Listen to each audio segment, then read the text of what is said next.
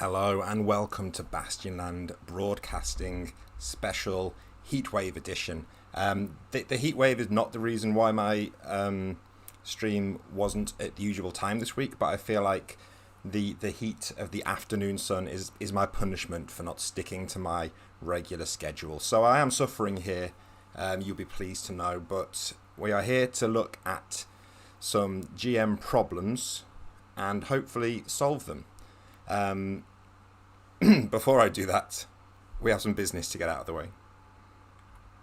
It is the end of the month, so I'm afraid I am once again reminding you that if you want to support this stream and these videos and everything I do at bastionland.com, you can come and pledge to my Patreon at patreon.com/bastionland. You all know the deal by now. No matter which level you pledge at, you get everything except like some cosmetic Discord nonsense, and the sense that you are, you're providing what you can is the idea, rather than trying to have people with more disposable income get more stuff, which we try to like level it out a little bit. So the reason I'm pointing this out today, I'm going to drink today because I normally do not drink nearly enough water on these streams. So we're taking a leisurely pace today, and we'll be having high hydration, low content is the name of the day. So the reason I'm pointing this out today is that I've just released a Bastionland backstage video, which I do every month for all the patrons, and there's a little bit of juice in it this week. It's nothing too big, and it's something that I will be announcing publicly anyway within a week or two. So don't feel you have to, but if you do want to get the early scoop on two little bits of information about two maybe things that are going to be happening in the future, then you can get ahead of the curve by joining my Patreon. Now, what we are actually doing today is we are going to be looking at people's GM problems and answering them. Adam Hensley says, roll on the cocktail table for your drink. I did that once, and it was I rolled on the random cocktail table for a stream, and I had to make 2 cocktails on stream, and it was the most high stress stream of my life, because it was normally I just point the camera and talk, but having to do things at the same time, it's not for me. So you can find that video somewhere. It's deep in the Electric Bastionland deep dives that I did, but no, just the water today. So I'm going to be looking at Reddit in a subreddit called Ask Game Masters, and I have picked, how many have I got here? I've got a number of threads. I tried not to read the content, I just went off the title, and I'm going to be solving some people's problems. Now, many of these threads, you might realise, they've already had the problems solved, because some of these are old threads that people have replied to, but I'm not looking at the replies. I'm just giving my response, because what is this stream if not just a way for me to shut out everybody else's opinion and just give my own, as if that's the one true way. So we're doing this. I know I like to do like the whole jokingly like self-important thing, but I can't bring myself to do it because it feels too real. Of course, these are just my suggestions for how to deal with some of these problems. But I can only go off my own experiences. I can only go off my own game groups that I've played with. You may find these do not work for you. And I'm not an especially experienced GM, to be completely honest with you. I feel like I've picked up some decent tricks, and I feel like I've managed to distill some of them down into some advice that I feel is quite good. I find it difficult to praise my own work, but I feel like I occasionally manage to come up with a bit of advice that's got some merit to it. But I'm not like super experienced. I'm not one of these GMs that's run, a campaign that's lasted 30 years, and I play every week. I play 6-hour games. Like, not really like that. I am much more occasional, actually playing games. I write a lot more games than I play. So let's jump over and see what Reddit has to share with us.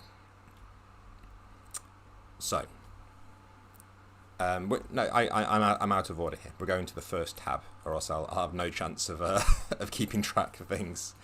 So GM versus player mentality.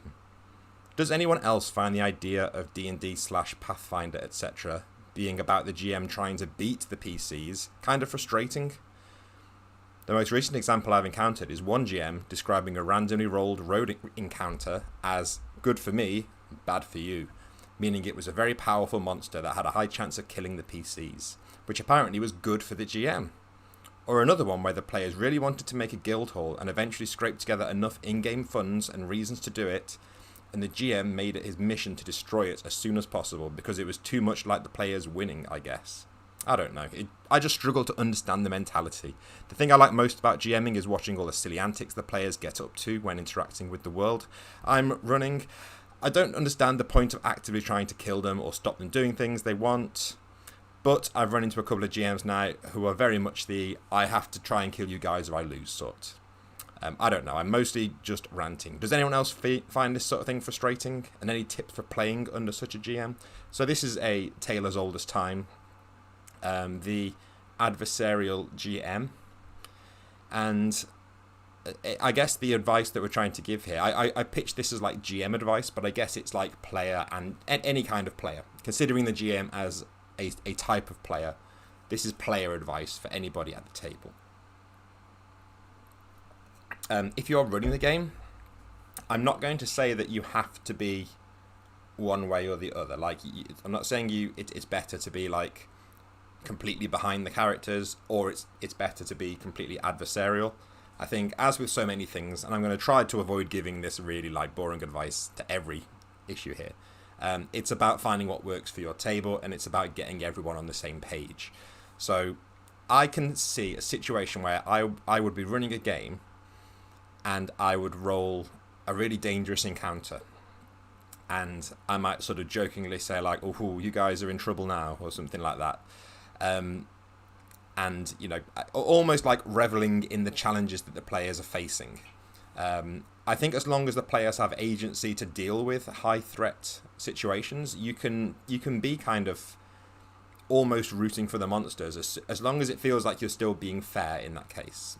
If you're going to go down that kind of adversarial GM route, I think you need to ensure that there's high player agency and that you are being a neutral judge in that situation.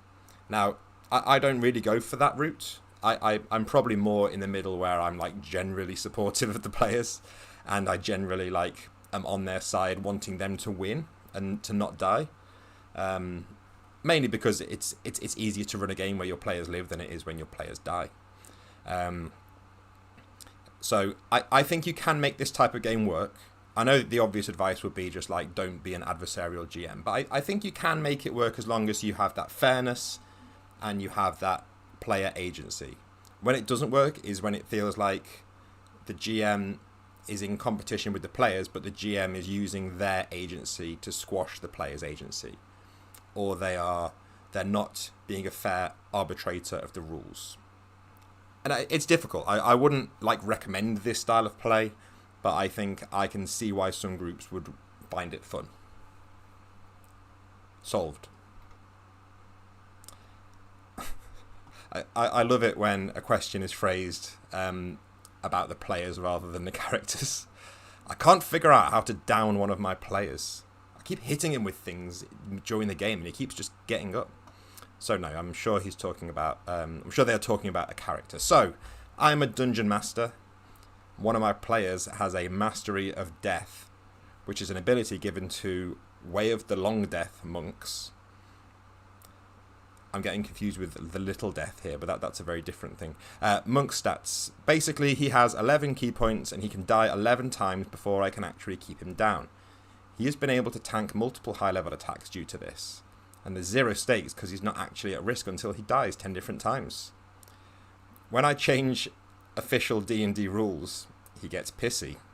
And there's a rule. Is there a rule I'm not seeing? How do I get past this? So the complaint here is that one of the player characters is too resilient, and this means that there are no stakes. So this is the issue. I don't care about what the class is, or the issue is that they feel like there are no stakes because the player cannot essentially be killed in combat. The character cannot be killed in combat. And this seems like the problem is not so much with the character, the problem is with the stakes. I think it's fine to have a character be immortal if that's their thing, but you can have stakes other than mortality. And in a weird coincidence, like minutes before starting this stream, I was reading the ever insightful Dreaming Dragon Slayer, where Sam was writing about scene-based adventure structure and The Hobbit, and I read the post properly, but I'm not going to read it all out now. But essentially talking about this is kind of talking about what I'm suggesting here, which is have stakes that aren't just being killed. Like, if your only stakes are the characters might die, then it's not especially interesting, because the characters probably aren't going to die. So this post is just worth reading. So go to dreamingdragonslayer.com and read the most recent post, because Sam talks about how each of the scenes within The Hobbit could have stakes for success and for failure without just being, Bilbo's dead, and that's the end of the campaign, I guess. So yeah, make sure there are stakes other than death. And this is good advice even if you don't have especially powerful characters. Because I think because Into the Odd and Electric Bastion Land are kind of in that like OSR corner, and because you have the auto damage thing, it's easy for some people to look at it and think, oh, this is like a killer GM game, like this is going to be super lethal. And you can die more easily than you can in like 5th edition D&D in some ways, but I've always said that like the stakes of a character dying, or rather being in a state of dying, is much more interesting than the character's dead. And for this, you just need to take that. Which way am I pointing? For this, you just need to like take that philosophy and think of everything else that is more interesting than dying. A good one here is if you look at any kind of like PBTA, or I think Blades in the Dark has this as well. A list of like hard moves like that the GM can do, which are like consequences. Because some of them can just be much more interesting than death, like about making their life more difficult in a way that isn't just you are dead.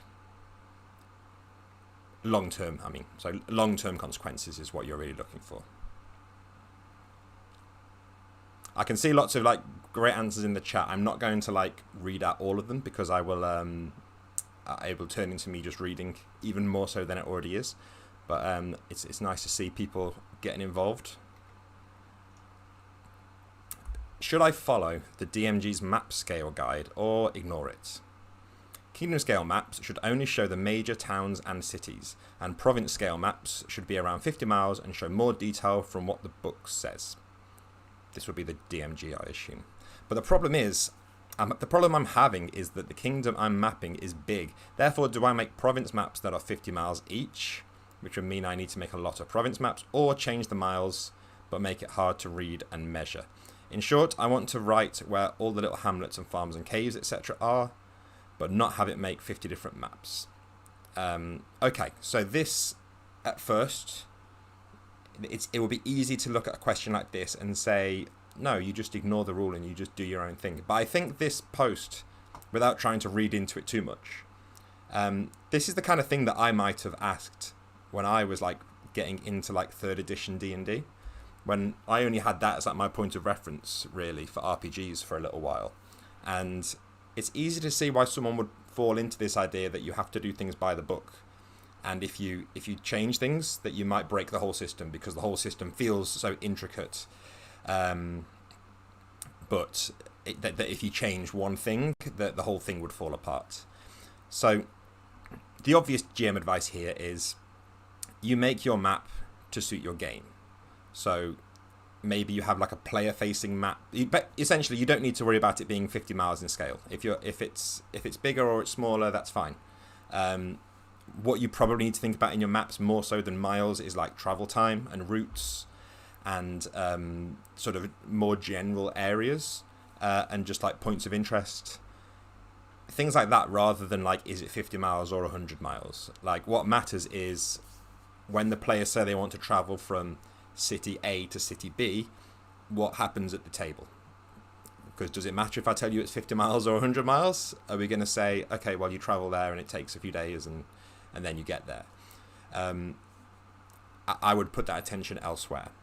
That's the easy advice to give, but I also think this highlights I don't want to say a problem, but I think it's a phase that I think a lot of us go through, which is thinking you need express permission to break the rules in the book. And this isn't even like a gameplay rule. This is like a rule about prepping for your game. And this is why I have to be especially careful about this. Bear with me. Because I'm aware that in Electric Bastion Land, I put in 4 very prescriptive mapping techniques that were a very clear procedure of, draw this many lines and then do some dots and then put this stuff in here. And I like to think, I hope that in the overall tone of Electric Bastion Land, I repeatedly say, like, this is just advice, like, this is a good starting point, but it's not the gospel. However, I still get people that come to me and say, like, is it okay to do this differently? And it's like, I tried so hard to say, this is here for your inspiration. You run with it or don't. But yeah, it's easy to see how that sort of thing happens. And I definitely would have been the same when I was like a teenager, for sure. Setting up a situation to encourage player strategy. My next session, my players most likely are going to be attempting to take out a space necromancer. I'm on board. Who was holed up in a skull ship in an old battlefield. I want players to feel they don't have to just do a frontal assault, but they could lure the ship out or use other tactics. How do I seed information to encourage this? They are very creative players. I just want to make sure they have enough room to think laterally. Now, I wrote a post. Is it a post? No, I think this is even in Electric Bastion Land. About... It's definitely on the blog. So if you go to bastionland.com and search for scheming, there was a post that I did about encouraging scheming. So how do you get players to do this kind of scheme rather than just try and like smack into every obstacle head first and feel like they can just power through everything with their like the stuff that's on their character sheet.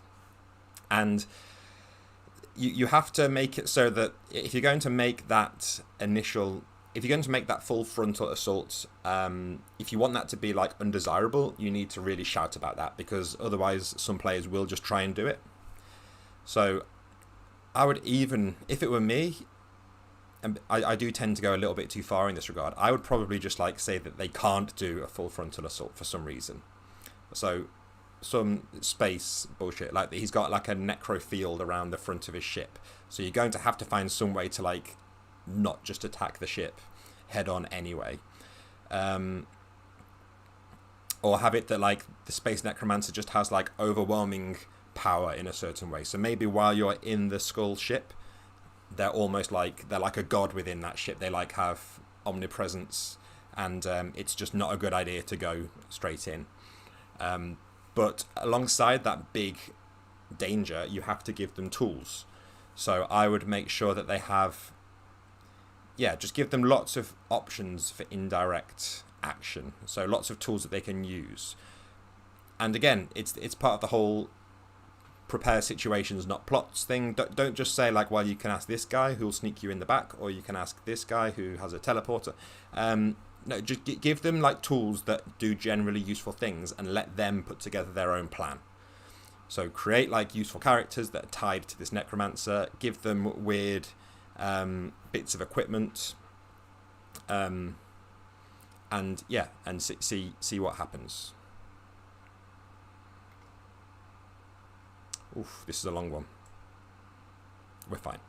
Is it okay to let one character take central stage? The group.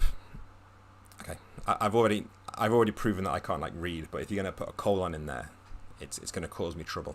I have a group who are pretty new to D&D, but one player is not new to role-playing. She's been RPing on Final Fantasy XIV for years. So the group is made of an Aasimar Bard and the most experienced role-player, henceforth referred to as the Princess, an Aasimar Paladin. The next most experienced RPer, a Tiefling Rogue, a human wizard and an orc barbarian. This isn't going to make sense. We'll get to the juice. The situation. The princess gave me a pretty long and well thought out backstory. She was a princess whose father's throne was usurped by her cousin. Her father and her brother, who is the heir, were both killed, leaving the princess as the new heir. Her cousin had planned to force her into... Can we skip this? I'm already, not interested in this story. Okay, we're skipping this.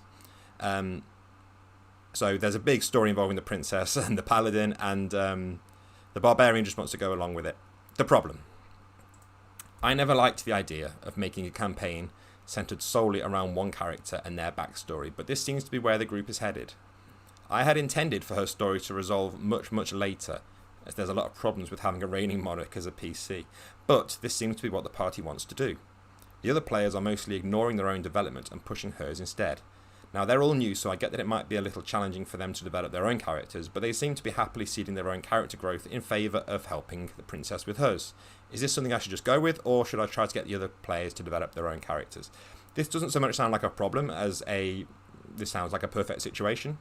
It sounds like the problem was that they had, characters who were, some of which were very used to role-playing, some of which were brand new to role-playing, and an equilibrium has formed naturally. It feels like, based on the information we have, it feels like the experienced player is kind of bringing more, almost like providing hooks.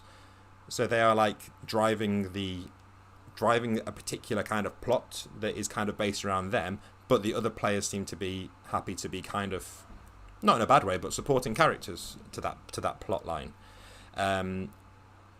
And this seems absolutely fine. I think it's fine to have players that want different things at the table, and some players would hate the idea of being on the center stage like this. Some players would find it too much pressure. They would think there's a lot of, I need to be very creative all the time to come up with all this stuff. Some of them will just want to be there with their friends, going along with the story, and perhaps taking a slightly more passive, reactive role, which is not bad. If you've got a whole table of those players, it can be tricky. But this sounds to me like a dream situation that this person has stumbled into. So yeah, I think I wouldn't plan the game like this. I wouldn't say, right, I'm planning this, that this person's character is going to be the main character, because that's when you run into trouble. But I think I like occasionally giving the spotlight to characters, and if it seems to be drifting naturally towards one player and it's not causing problems, I say go with it.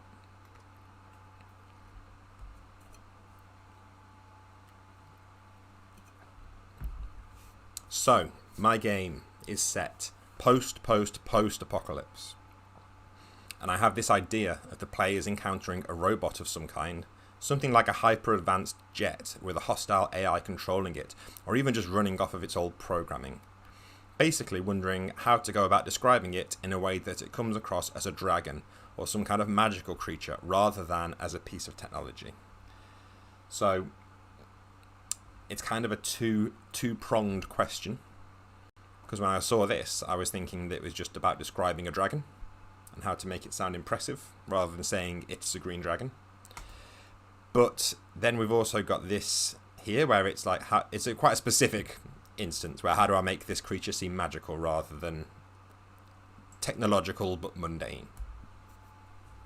So when it comes to describing big, strange creatures, I think you can go... The way that I like to go is a huge cliche, but it's show don't tell.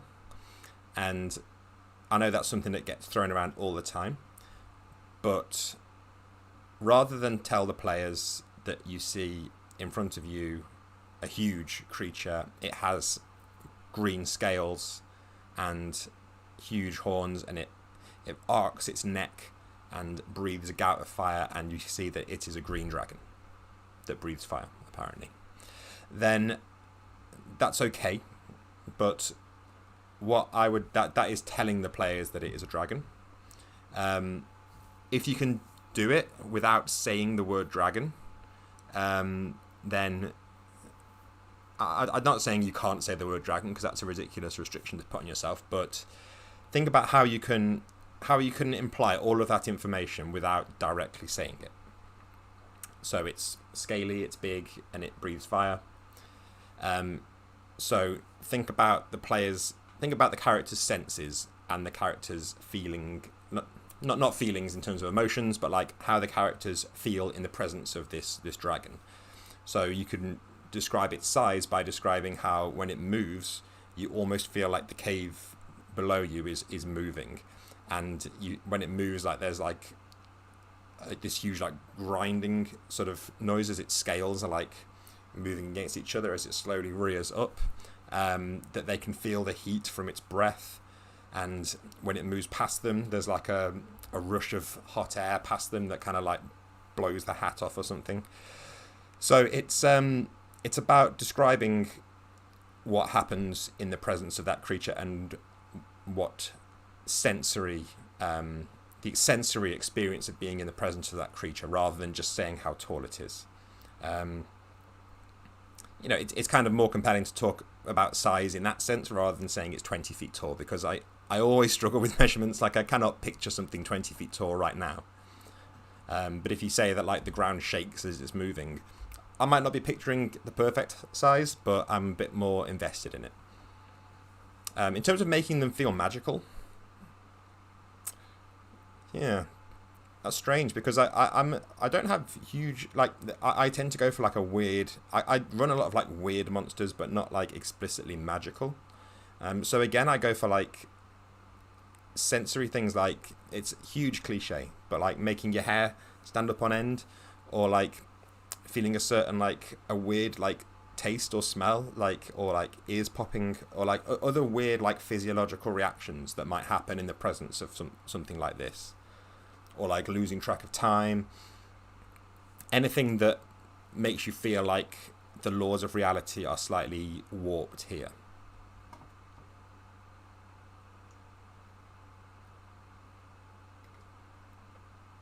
Restricting full plate to knights, D&D 5th edition. So, about to start running a game for some friends. The world I'm using is heavily based on classical chivalric Europe, but reaching the end with the invention of gunpowder, allowing a peasant to kill a fully armoured knight, and wealthy merchants challenging the wealth of the aristocracy. Basically, I had thought that full plate, due to its expense and intricate skill, was effectively limited to the nobility.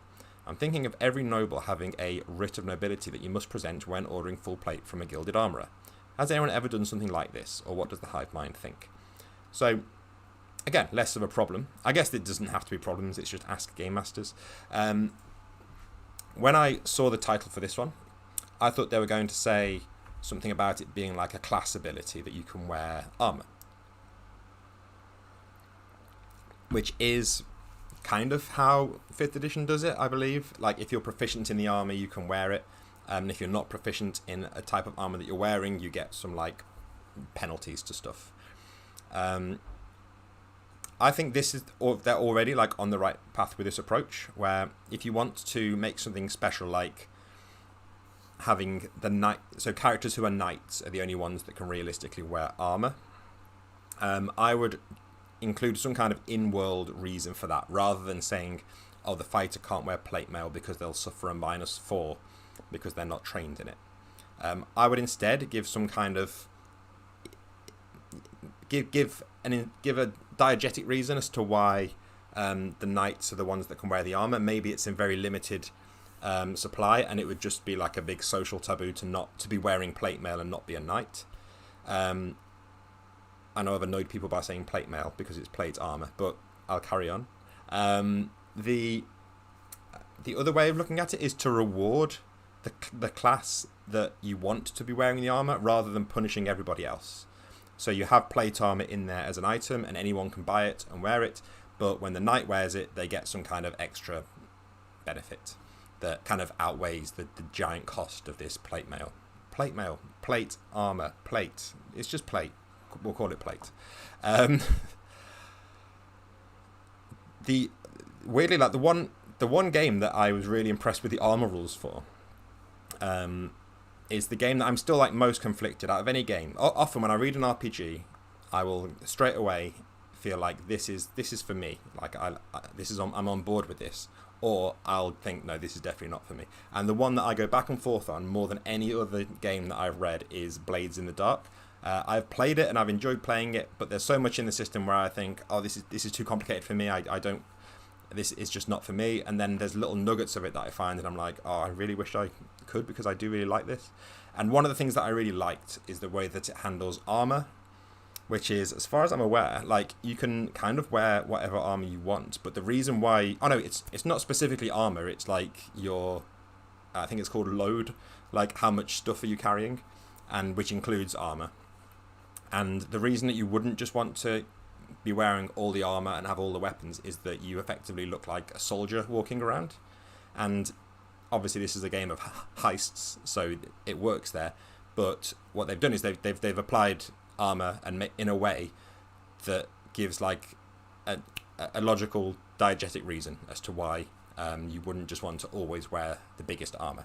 I'm going to stop saying diegetic now, I promise. Okay, my GM used a spell loosely once, thinking it wouldn't come up again, and now that, hang on, this sentence is like, I'm just going to read it and not stop. My GM used a spell loosely once, thinking it wouldn't come up again, and now that it has, he needs real rules for it. Okay, sometimes you've just got to grip it and rip it in a sentence. It's basically an oath that a spellcaster can force you into if you shake his hand. You feel a burning sensation in your arm, and now whatever you agreed has to be done. You're in dangerous territory here. He wants to know if anyone knows about some homebrew spell similar to it, because he's not sure about the punishment for not doing what was promised. He's not sure if it should just kill you or apply exhaustion the more time you take, etc. So it's a mind control spell. No, it's not mind control. It's like creating like a contract that has to be followed through, or else there is some kind of punishment for breaking it. And out of all of the like mind control things, this is one of the better ways of doing it. It's still a very difficult thing to do well, to say the least. Instead, much like the armor, a more interesting way of looking at it is having it be that you get some kind of reward for following through with the contract. So if you think about like a deal with the devil, it might be that let's try and imagine this is a situation. So the spellcaster can force you to shake his hand. So it could be that you are somehow imprisoned, and in the next cell there is a wizard who has the key, and the wizard says, I will release you if you shake my hand and agree to do a favor for me, or a specific thing. If you agree to steal the crown from the king, I will release you from this cell, and you shake his hand, and then he lets you out. Then if you don't fulfill your if you do fulfill the end of the deal, the reward is that you're free. But if you don't, then like you snap back to where you were. So you're kind of like you're kind of getting punished, but you're getting punished back to a situation that you were already in. Something like that would work okay. I think it's fine to have it just be a punishment, as long as I wouldn't necessarily make it death. I don't know. It's a tricky one. But I think a reward can be more compelling than a punishment sometimes. Yeah, or Fred says in the chat, make a curse that gets lifted once the deed is done. Yeah, so you're somehow like you're suffering from a curse, so like you can't do something. So maybe, like as an extreme example, you can't speak until you fulfill this task. That's actually a much better way of doing it, Fred. You should be running the stream. I like that a lot. So yeah, have the curse applied ahead of time, and then it gets lifted when the curse is lifted. I'm looking at the temperature of my computer on the task manager as I do this stream, and it's climbing up. What temperature does my computer explode in Celsius, please? Can anyone who knows about these things tell me, because I'm keeping an eye on it. But it's moving up to the 60s, 60 degrees. So we'll see. I've got 4 left. Let's see if I can get through these. Corkhead says 110 degrees C. Can my computer get that hot? Really? 110? We should be... Okay, we should start... We should need to pump these numbers up, if anything. So first time GM. One of my players wants to be a travelling merchant, and I don't know what kind of hooks or opportunities to give them. Any tips would be appreciated. I haven't really thought much about which communities need or how a travelling merchant could benefit. Honestly, I'm just afraid that I don't know enough about trade and economics and differing markets to be able to hook and reward the character. The system I'm using is setting agnostic, and there is no section in the book about it, so I'm really just looking for narrative advice. Thank you. So, having a character in your game in an area that you don't know much about yourself. So this character is a merchant, and you don't really know about trade. Well, if I would instead look at, like, I'm assuming, because of we're in Reddit, I'm assuming this is a game of, it's probably not D&D, but I'm assuming it's like a similar kind of vein to D&D, in that you are like a party of adventurers in like a fantasy medievalish thing. So I would say try and connect it to the actual game, because the game is probably not going to be about traveling around the world and buying low and selling high and exploiting communities. You could have a game about that, but I suspect this is still going to be a game about like adventuring. So how does being a merchant apply to that? And there's kind of three ways I can think about it off the top of my head. Number one is that if you're a traveling merchant, you know a lot about different places in the world. So you give that character lots of connections around the world. So like they know somebody in every port. They speak lots of languages. They have like a good network of contacts. The other one is that they should know about like things, like objects. What do I mean? Like trade goods, obviously, but they also kind of like know the value of things, which is less interesting now I say it out loud. But not just that, maybe they know more about the history of things, and they're kind of able to glean clues about the situation based on like objects.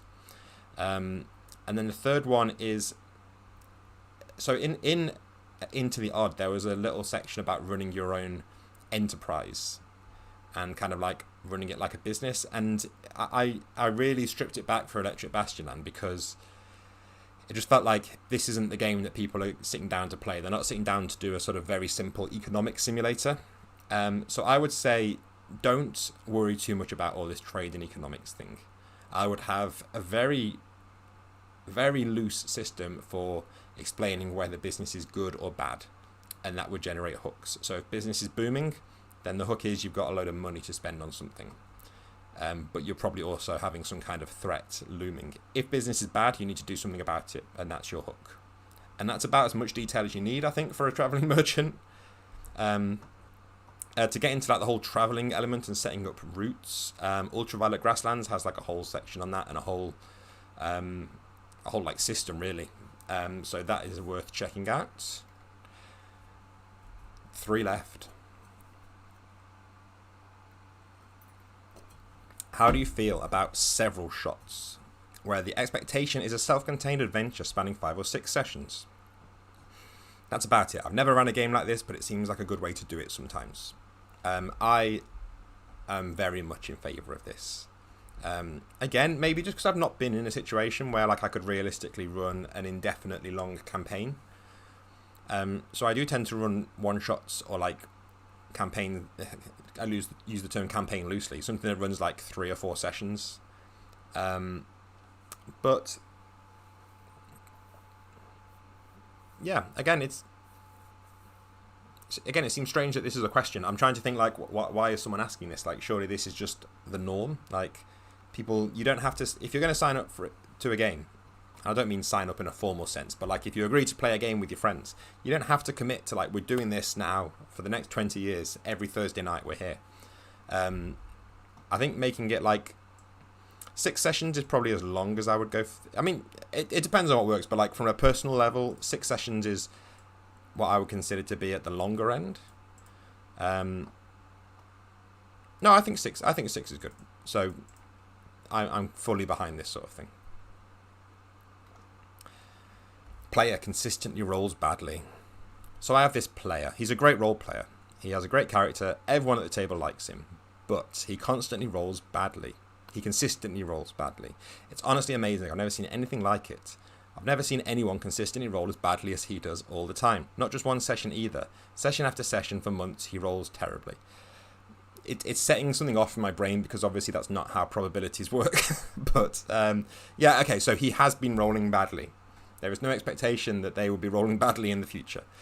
He once rolled 2 1s on an advantage roll, then immediately rolled a 1. Okay, I get it. Our last session he didn't show, and I asked him what was up. He said he was done. He didn't see the point in playing if he was going to fail all the time. It's honestly broken everyone's heart because everyone likes him, everyone loves his character, and we all want him to succeed.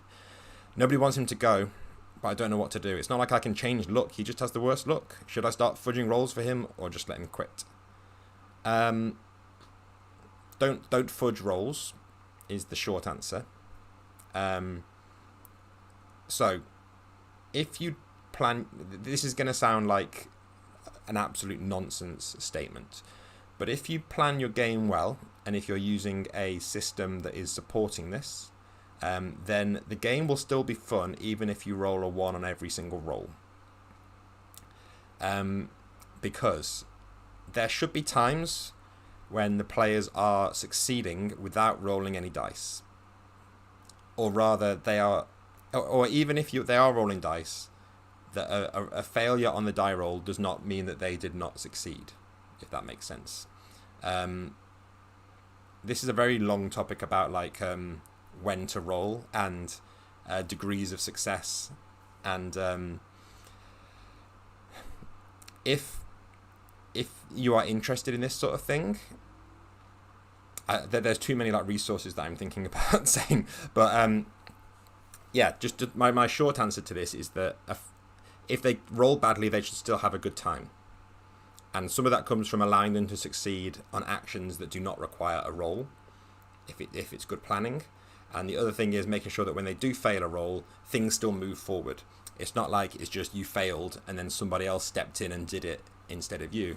It's that you failed and that catapulted the story in this direction. So your actions are still having impact and you're still impacting the game, and perhaps it's a little bit, it's not what you wanted to happen story wise, but you're getting beaten down but things are moving forwards. Corkhead is saying in 5th edition you could be taking 10 on skill checks. Listen, I've blacked all that stuff out of my head. I remember taking 10 in like 3rd edition, and yeah, it's my silence there was me reading the chat 'cause there's a lot of really interesting ideas. But yeah, fail forward, I guess, is the fancy way of saying it. But yeah, make sure that when you fail, things are moving forwards, and success is not necessarily tied to a die roll. Our final question of the day. I remember this one got me angry even just from reading the title. A player decides not to enter a dungeon with the rest of the party because an NPC said no. This was a weird surprise. I'm interested in hearing GM's thoughts. Here's the story. A new 5th edition campaign. The players spend a few sessions traversing a mountain range to find an ancient celestial temple. They reach the entrance and a stone guardian comes to life and insists that each of them place their hands on a rune to test their worthiness. Everyone's fine except when it comes to the Dragonborn, which the guardian deems unworthy because celestials don't like dragons in this setting. Another player avoids the test because his backstory involves demons and he's afraid of what would happen. To my utter shock as a DM, 3 of them enter the dungeon while the other 2 choose to wait outside. I made that encounter to see how they'd handle it. Did they try to persuade the Guardian? No. Trick it? No. Fight it? No. They seem to have the impression that they'll go check it out and come back out to meet up. But what they don't know is that there is no going back once they begin these magical trials, and they'll later realise they're on another plane of existence. They're never getting back the way they came. Did I screw up? I thought I made it pretty clear that this is the dungeon they've been travelling all this way for, but I'm not going to take away their agency. I ended the last session here, hoping I'd come up with something and a chance for them to change their minds and catch up, maybe. Let me take a drink for this one because we've got some thoughts here. Right, so when I read this title, I was all ready to be angry at the player because I can imagine a situation where you've got the party have gone to the dungeon door, the front door of the dungeon, and you're like, it looks really scary and it looks terrible, but better than that. And you like describe this dungeon, and it's like, dare you enter this place? And one of them is just like, oh, I don't know, no, it sounds dangerous. I'm gonna just stay outside and wait for the rest of the group to come back. And it's kind of like the dickhead thing that you do when you're like a teenager playing RPGs, and you're like, I've got total agency. I'm gonna be this cool guy that's too cool to go in the dungeon. And in those cases, I tend to just outright tell the players.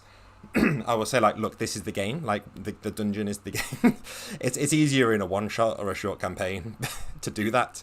But I don't mind breaking that wall and saying, like, look, nothing fun is going to happen if you wait out here. We're going in the dungeon because that's what I've got written on this paper. And I know that's railroady, but I don't mind doing that when they are then going to have ultimate freedom within the dungeon. Or if they all decide to go in a different direction, that's a different thing, but I don't want one player just sat outside. So I was all ready to be angry at this player, but I think there is some of it is on the player here, because at a point you kind of have to say, well, we want the game to happen, so we're all going to go in together, or we are all going to go somewhere else. But this dungeon seems like it was kind of set up to fail. So the situation they've got is that this seems like the only entrance, and there is a guardian on the door. There is like literally a gatekeeper at the door of the dungeon, and it's a gatekeeper that was kind of designed, it sounds like, deliberately to like offer a kind of a challenge to at least some of these characters based on their backstory, which is okay. But how much better could this have been if so it's about, when they go through, they'll go into another plane and they'll have no turning back. If you just have them go through the door first and then move to the other plane, and then the guardian is on the other side, then they kind of have no choice but to deal with the guardian one way or another, which is kind of, again, not ideal, because you always want them to have multiple approaches, and you don't want them to become completely stuck at a dead end. But if you really want to push them to like find a way to bypass this guardian, then close the door behind them on the way in, and then even if they decide not to go via the guardian, there might be like another way to go around somehow. So I think a lot of this comes down to essentially level design, I guess. And with dungeons, like when you have a bottleneck like this in a dungeon where like the decision space suddenly gets, not even decision space, but like everything gets focused on this one bottleneck that you have to deal with to progress. It's a very, you're putting yourself, it's a tightrope. You're doing something dangerous by doing that. If you do that, but then there is also another very obvious route that is perhaps more dangerous or longer, or some reason why you would rather go through the Guardian route, then it's fine, because they always have another way to go. But when this is the only way through, you need to make sure that it's not going to cause this kind of problem.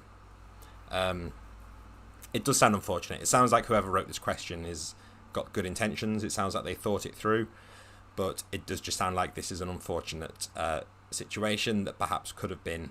That you can't think through every eventuality. When you're designing a dungeon, I just throw random stuff in there all the time, and then you don't realise the problem until it hits the table. But